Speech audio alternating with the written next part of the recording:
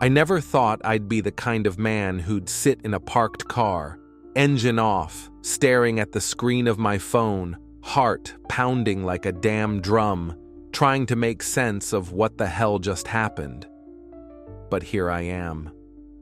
And I guess to understand how I ended up here, how I ended up considering whether the woman I promised forever to has been lying to my face for months, I have to go back. Not too far, just a few months. My name's Aaron. I'm 34. I've been married to Claire for 6 years, and until about 3 months ago, I would have told you we had a good marriage. Not perfect, sure, but comfortable, warm, solid. We had routines, inside jokes, lazy Sunday mornings. We shared passwords, grocery lists, Spotify playlists, you know, that kind of couple. But then things started changing. At first, it was little things. She started guarding her phone more. Nothing dramatic, just holding it face down more often, turning off notifications, taking calls in another room. And okay, I'm not that guy. I didn't want to be paranoid. Everyone deserves privacy, right? So I didn't say anything, but it didn't stop. She started working later, texting more, getting ready to just grab coffee like she was going to a dinner party. One night I woke up around 2 a.m. and realized Claire wasn't in bed. I found her in the living room, wrapped in a blanket, staring at her phone like it held the secrets of the universe. When I asked if everything was okay, she jumped like I'd scared her half to death. "Just couldn't sleep," she said. "Didn't want to wake you." That should have been the moment I started digging. But I didn't. Because I loved her. I trusted her. I wanted to believe the best, and honestly, I thought maybe she was just stressed. Her job had been overwhelming lately. Or maybe, God help me, I thought maybe she was planning a surprise for our anniversary. Yeah. Right. Then last week everything broke wide open. Claire told me she was meeting her friend Melissa for dinner. I thought nothing of it. Melissa's great. They've been friends since college. But about an hour into dinner time, I get a text from Melissa asking if Claire's okay. She said she wasn't feeling well and had to cancel. Is everything all right? I stared at that message for a long time. I didn't respond. I just froze. Claire wasn't home. She wasn't sick. She hadn't canceled. She'd lied, straight to my face. And that's when everything in me shifted. I wasn't just suspicious anymore. I was certain. That was the night I started digging. I checked her location history on Google. She had disabled it. I looked at our phone bill. There was a number she'd been calling, often, almost daily, always during work hours or when I was at the gym. A number I didn't recognize. I called it. A man answered. His voice was calm, confused. "Hello?" he said again, when I didn't answer. I hung up. I didn't sleep that night. The next morning, I told Claire I was heading out of town for a work trip. She didn't ask many questions. She just kissed me goodbye and smiled that soft, familiar smile. And I drove 5 blocks away, parked, and waited.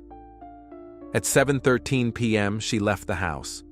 Not in sweats, not looking sick, not looking sad. She looked electric. New dress, makeup, that perfume I bought her last Christmas.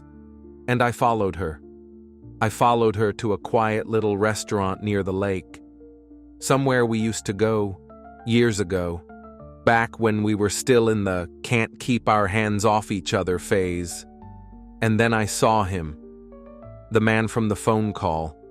He was already at the table when she walked in. She smiled like she hadn't smiled at me in years. They hugged, they kissed, and I swear to God, something in me cracked open. I swear something in me cracked open. It wasn't rage, not yet. It wasn't even pain. It was this weird, numb disbelief, like I had stepped out of my own life and was watching it play out from across the room. Watching my wife, kiss a man I had never seen before in my life, like it was the most natural thing in the world. They sat close, too close. She leaned into him the way she used to lean into me when we first started dating, laughing with that same sparkle in her eyes, touching his arm, twisting her hair like she was 16 again. I didn't recognize this version of her, or maybe I didn't want to. I sat in my car across the street, engine off, fists clenched. I couldn't take a photo. I couldn't record a video. I couldn't move. I just sat there like a coward, feeling like I'd been kicked in the stomach. They stayed for over an hour. When they finally stood up to leave, he wrapped his arm around her waist. She didn't flinch. She smiled. God. She smiled. I followed them again. I didn't know what I was hoping for. Maybe that it wasn't what it looked like, that there was some innocent explanation, some misunderstanding. But no, they didn't go their separate ways. They went to a hotel, not far from the restaurant, one of those discreet, dimly lit places tucked behind a gas station. I watched them walk in together, hand in hand. And that's when the rage came. I don't even remember the drive home. My hands were shaking the whole way. My jaw hurt from clenching it. My mind was spinning. I didn't cry. I didn't scream. I just broke. I walked into the house, our house, and everything looked the same. Her shoes by the door, her mug on the kitchen counter, a half-folded blanket on the couch, and all I could think was, how many nights has she come home to me with his hands still on her skin? I didn't sleep that night. I just laid there, staring at the ceiling, waiting for her to come back. She walked in just after 1 a.m., quietly, like she didn't want to wake me. I closed my eyes, pretended to sleep. She slid into bed beside me, her body warm from the outside air, her breathing soft and steady, and I felt like I was lying next to a stranger. The next morning, I acted normal. Coffee, toast, small talk. I don't think she noticed a thing. She kissed me on the cheek like nothing happened, said she was heading into work, and as soon as the door closed behind her, I started planning. I wasn't going to explode. I wasn't going to scream and demand answers. Not yet. Number I needed proof. Solid, undeniable proof. So I called an old friend, Mark. He's a private investigator now. Used to be a cop. We hadn't spoken in years, but when I told him what was going on, he didn't hesitate. "I'll take care of it," he said. "But are you sure you want to know everything?" I didn't hesitate either. Yes. Over the next few days, I acted like everything was fine. I kissed her goodnight, asked her about work, told her she looked beautiful, and inside, I was crumbling. Mark sent me photos, logs, time-stamped videos. This wasn't a one-time thing. They'd been seeing each other regularly, hotels, lunch dates, even once during a fake girls' trip to the beach. Every time she told me she loved me, she was lying. And still, I didn't confront her. Not yet, because I had a new plan now. I didn't scream. I didn't rage. I didn't even let the hate swallow me. Instead, I did what I'd never done before in our marriage. I lied. I became someone else. Someone careful. Someone patient. Someone watching every move, every word. I began to play a role, the loving, clueless husband. Meanwhile, I recorded everything. I created a folder on my computer, hidden, encrypted. I named it something boring, Tax Documents 2019.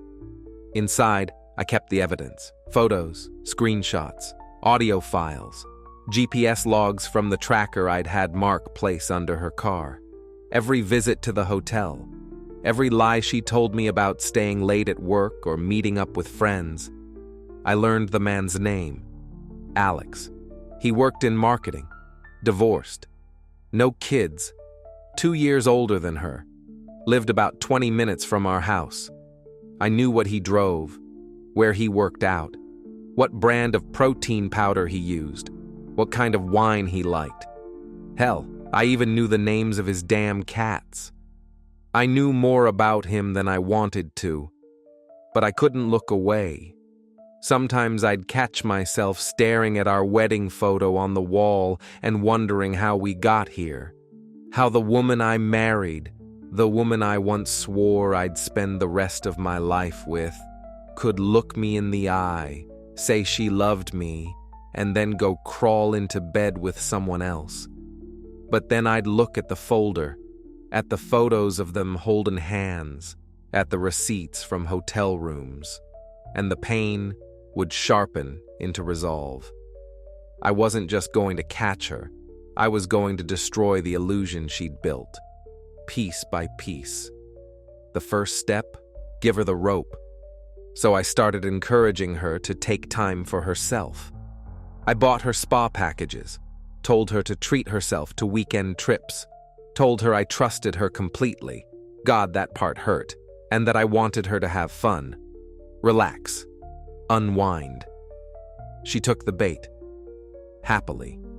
The first weekend away, she said she was going with Becca, her oldest friend.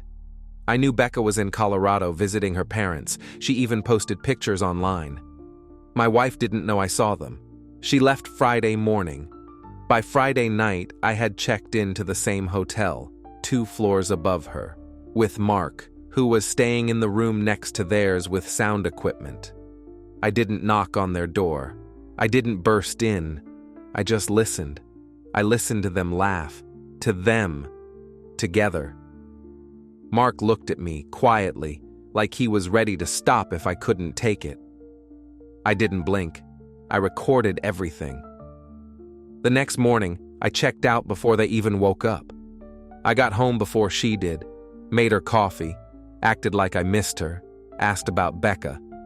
She smiled, kissed me, and told me we had such a good time. I felt physically sick, but I smiled back, because now I had everything I needed. Almost. There was one more step, one more way to make sure the truth would hurt as much as the lies had. So I started working on her family, her sister, her mother, her best friend, the ones she bragged to, the ones who thought we had the perfect marriage. I played the long game, started planting seeds, little comments here and there. Yeah, she's been working a lot lately, huh? Or, funny, she said she was with you on Saturday. At first, they didn't notice. But over time, their reactions changed. I could see the doubt forming. By the time I was ready, they'd be the perfect audience.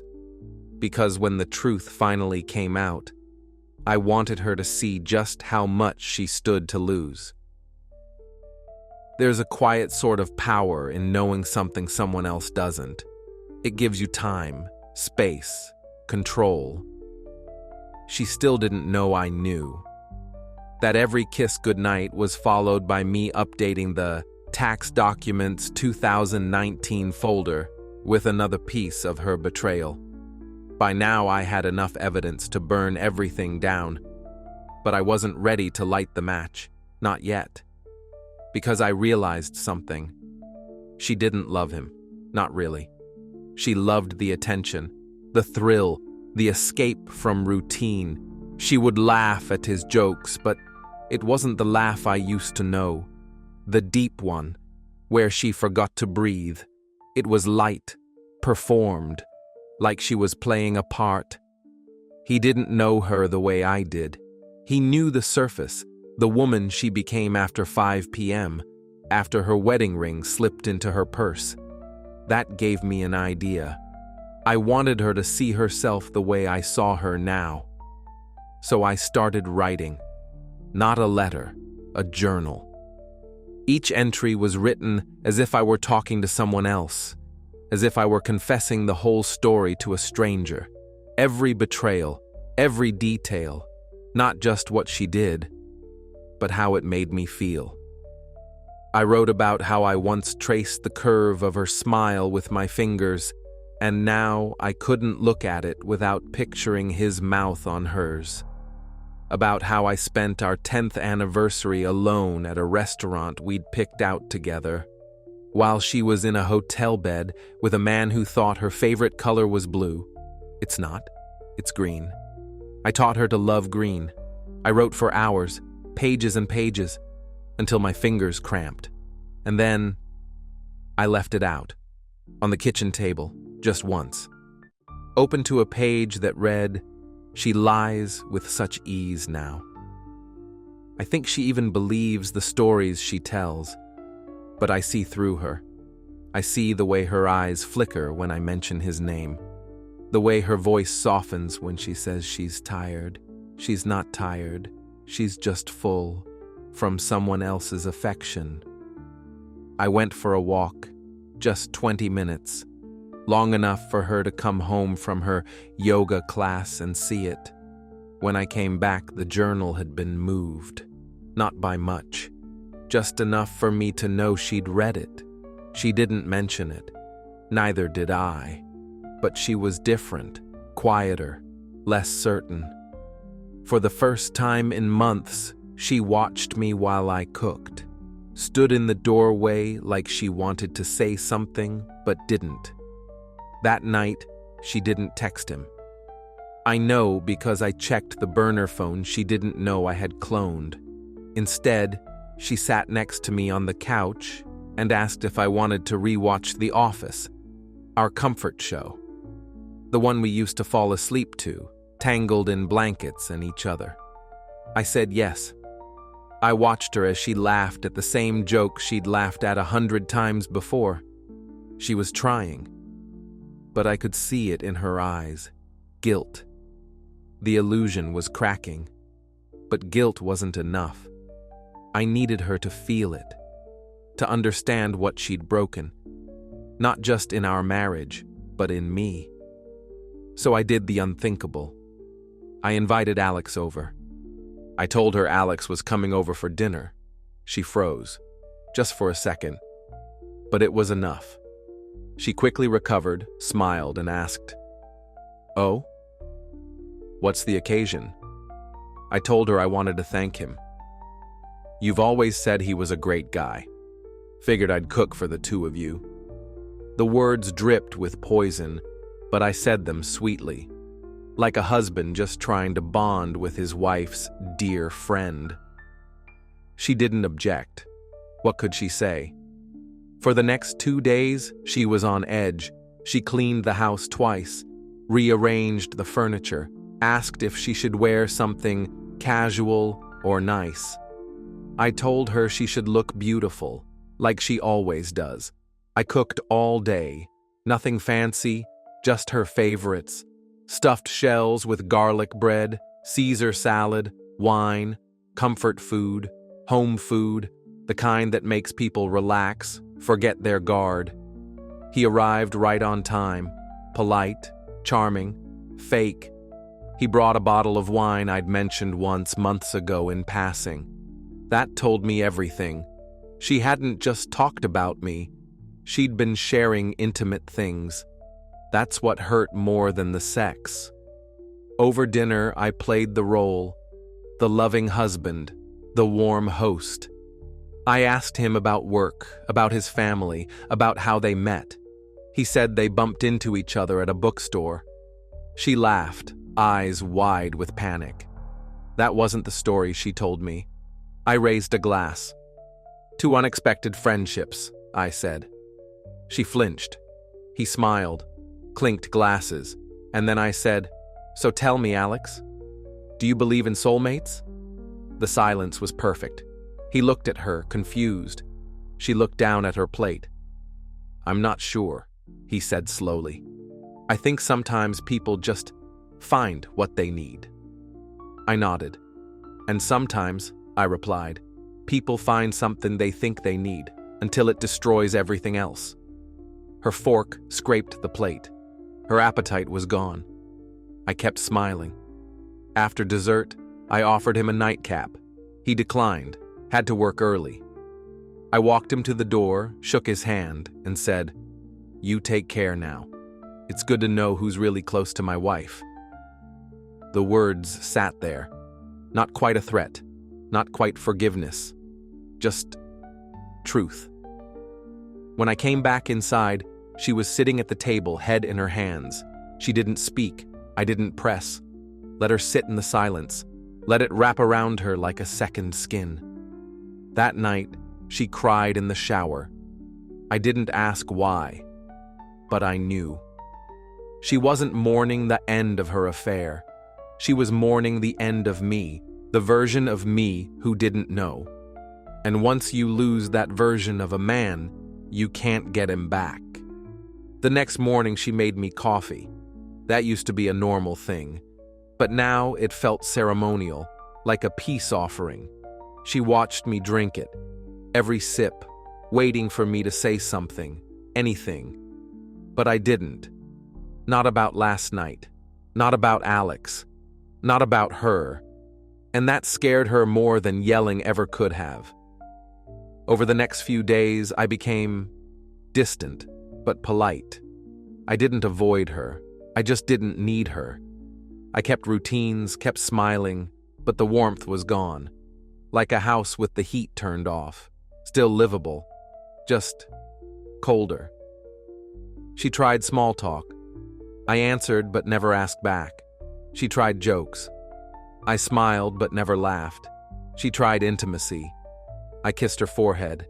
She was beginning to drown in the space between us, and I let her. I wasn't trying to punish her. I was trying to understand. I spent nights reading through old messages, photos, emails. I wasn't searching for proof anymore. I had plenty. I was searching for patterns. When it started. Why? What she needed that I didn't give. What version of me existed in her betrayal? And I realized something. I wasn't the man she cheated on. She had cheated on the man she created in her own head, a version of me that was predictable, software complacent, easy to fool. But that man no longer existed. Now she was left with me, the real me, the man who watched, calculated, waited. I started making changes, subtle ones. I moved my office to the guest room, said I needed more light. I changed my passwords. I started going to the gym again. She asked if something was wrong. I said everything was fine. That terrified her. Because when a man says, "I'm fine," with dead eyes, it means he's already imagining a life without you in it. One night, I accidentally left my iPad unlocked. On the screen, photos of us, old ones, from when we first met, happy ones. But next to them, a folder titled "The Truth." She saw it. She never opened it. She didn't need to. That folder wasn't for me. It was a mirror. And in that mirror, she saw the reflection of every lie she'd told. Every moment she looked into my eyes and chose to lie anyway. She stopped sleeping well. She stayed up late, scrolling through her phone like it had answers. She started cooking again, planning date nights, playing the role of a wife who cared. And I let her feel the slow unraveling, let her live in the house where nothing had changed, except everything. Because now, she wasn't sure if I knew. And uncertainty is the cruelest punishment of all. It happened on a Sunday. She stepped into the room carefully, holding a mug of coffee she never drank. There was hesitation in every move, like she was stepping across a field of glass, fragile, sharp, and dangerous. Her eyes avoided his at first, scanning the floor, the edges of furniture, the walls. anywhere but him. He knew what was coming before she even sat down on the edge of the couch. She had been building up to this moment for weeks, maybe months, hoping it would resolve itself or fade into silence. But now it was clear. It wouldn't. He closed his laptop slowly and placed it aside, feeling like he was about to watch the final act of a play he never auditioned for. The air between them was dense, not with tension, with weariness, as if the emotional gravity of the past months had collapsed in on itself. She began explaining, carefully, deliberately, trying to thread her thoughts together into something that resembled coherence. She spoke of distance, of disconnect, of how he felt like a shadow of the man she once knew. She said she felt unseen, untouched, unimportant, that something in her had started to slip. But he wasn't listening to the content of her words. He was listening to the silence beneath them, the parts she wasn't saying, the guilt, the shame, the quiet desperation to be understood without facing full accountability. She wasn't lying. Not now. But the truth she offered came far too late to serve any purpose. He watched her fidget with the mug, watched her fingers trace the ceramic rim over and over, like she was trying to ground herself in something real. And he realized she'd been doing that for months, clinging to symbols of normalcy while emotionally drifting into someone else's arms. She spoke about how it wasn't supposed to happen, how she lost herself in the feeling of being wanted again, how she thought maybe he didn't love her anymore, that it was like slipping down a slope, and by the time she tried to stop, it was too late. There was no anger in him anymore. That had burned away long ago. What remained was something worse: emptiness, a tired, hollow ache in his chest where love used to live. She cried now, truly cried, without restraint or calculation. Her shoulders shook, and she folded inward like a girl instead of a woman. And still, he couldn't reach for her, not because he hated her, not because he didn't care, because for the first time he saw her clearly, not as the woman he had loved, but as the person who had quietly dismantled the world they built together, piece by piece, and then wept over the ruins as if they had simply collapsed on their own. He thought about the months of suspicion, the late nights, the guarded phone, the dismissive smiles, the way his questions had been met with deflection, not truth. He remembered the growing ache in his chest every time she walked through the door smelling like someone else's cologne. The nights he stared at the ceiling, wondering if he was losing his mind. But now he knew. He wasn't crazy. He was just being lied to. She wasn't trying to hurt him. But that didn't matter. She had. And in that moment, with her sobbing beside him, and the room suffocating with all the words that should have been spoken months ago, he knew something had shifted. The version of them that had existed was gone. Not dead, but unreachable.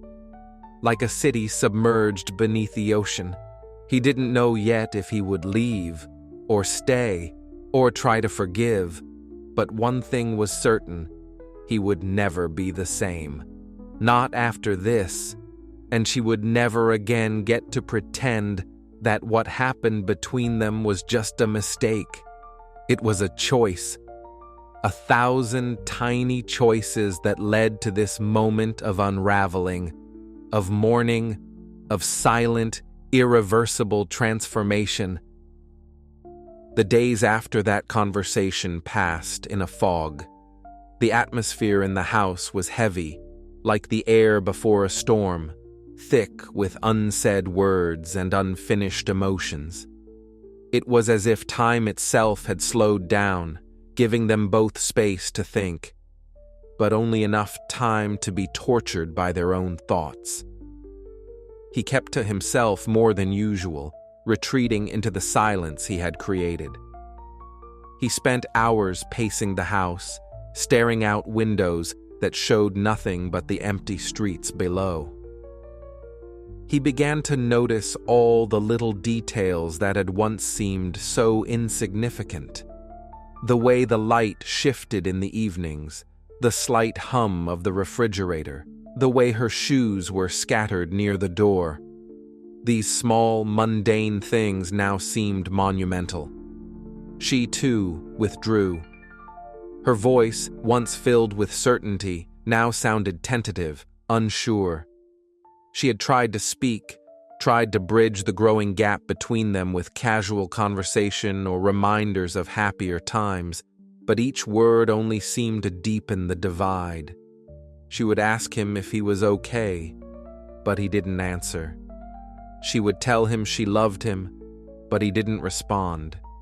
And the silence between them grew more oppressive with every passing hour.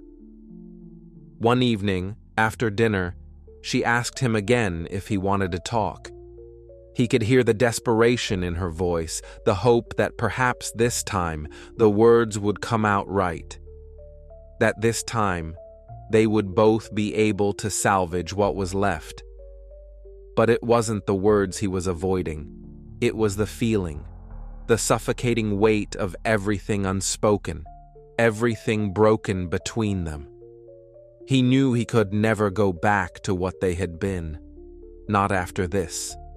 Not after learning that the person he trusted most in the world had chosen someone else over and over again, until it all came crumbling down. And yet, he couldn't bring himself to push her away entirely. She had been part of his life for so long. There were still moments when he would catch her reflection in a window or hear her laugh from another room, and for a split second, everything felt right again. But then the sharp sting of reality would hit him. It wasn't right. It couldn't be right. So, on that final night, when he could no longer ignore the truth, when he realized that there was nothing left to say, nothing left to fix, he made his decision. He couldn't keep living this lie.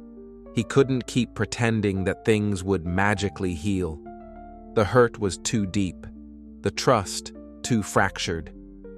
The next morning, he told her he was leaving. It wasn't dramatic. There were no shouting matches, no tear-filled pleas for another chance. It was just a quiet conversation, a simple truth. He told her that he couldn't stay, not because he didn't care, but because he loved her too much to keep dragging them both through the pain. He needed to find himself again, to be alone, to heal. She didn't argue. She didn't fight him. Instead, she sat in silence, her eyes reflecting the sorrow that they both felt but couldn't name. It was as though they both understood that there was no saving this, no last-minute fix. Some things simply couldn't be repaired, no matter how much you wanted them to be. And so, the goodbye was not an explosive moment of rage or regret, but a quiet surrender. He packed his things and she watched him. Her eyes never left him as he gathered his few belongings, clothes, a few books, nothing significant, but everything they had built together felt like it was slipping away. He didn't look back when he left, not because he didn't care, but because he knew if he did, he would never walk out the door. When he reached the car, he paused. He wanted to say something, anything. Something that would make this feel more final, more complete. But he couldn't. There were no more words left. There was only the weight of their shared history, the good and the bad, the love and the betrayal, the memories they would both carry for the rest of their lives. He drove away without looking back. The weeks after that day were difficult. The house felt emptier, quieter. There were no more late-night conversations, no more shared meals. The silence was both comforting and suffocating, a constant reminder of what he had lost and what he had gained. Freedom, but at a high cost. He didn't know what the future held. He didn't know if he would ever find love again. He didn't know if he would ever trust anyone the way he had trusted her. But he did know one thing. He had to move forward. He had to reclaim the parts of himself that had been buried in their relationship.